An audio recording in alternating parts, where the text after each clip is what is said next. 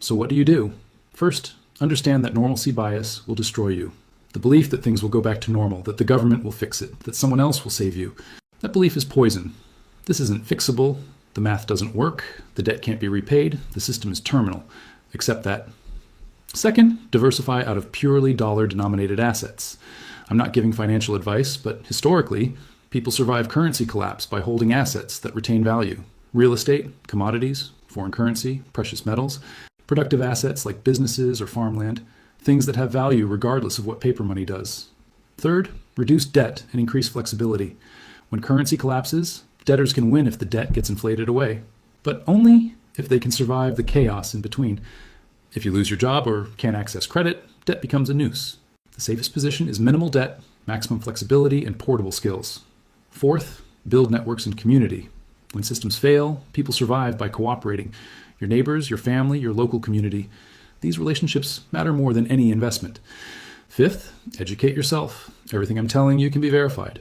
The petrodollar history, the reserve currency patterns, the current de-dollarization trend. It's all public information. Most people just aren't looking.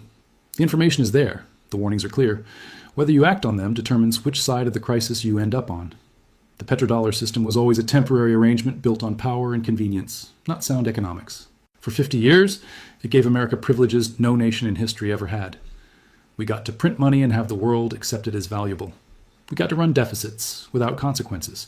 We got to maintain an empire on borrowed money and borrowed time. But every empire ends. Every currency fails.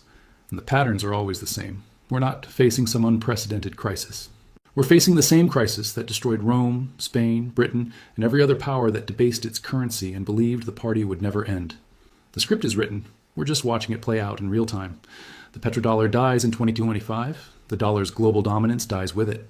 And most Americans will be blindsided because no one in power wants to admit what's happening. But you know now. You've seen the pattern. You understand the timeline.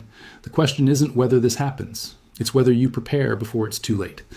History shows us that currency collapse is one of the most predictable disasters in economics. It happens the same way every time. Overextension, debt, money printing, loss of confidence, collapse. The actors change. The technology changes. But the sequence is identical.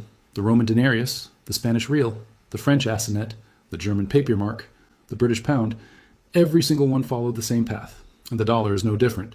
It's not special. It's not exempt. It's just next in line. The people who see this coming have a chance. The people who ignore it will learn the same lesson millions learned before them. Paper money dies. Hard assets survive. And the answers to what's happening next aren't hiding in some uncertain future. They're written in the past, in every empire that made the same mistakes we're making now. History doesn't predict the exact date or the precise mechanism, but it tells you the outcome with absolute certainty. The dollar's reign is ending, not because of bad luck or unforeseen circumstances, but because of mathematical inevitability and historical patterns that have repeated for thousands of years. The question was never if, it was always when. And the answer is now. The petrodollar just died, the empire's foundation just cracked, and everything built on that foundation is coming down. Are you ready? Because ready or not, here it comes. If this opened your eyes, hit subscribe. The answers aren't hiding in the future. They're written in the past, and I'll show you where to look.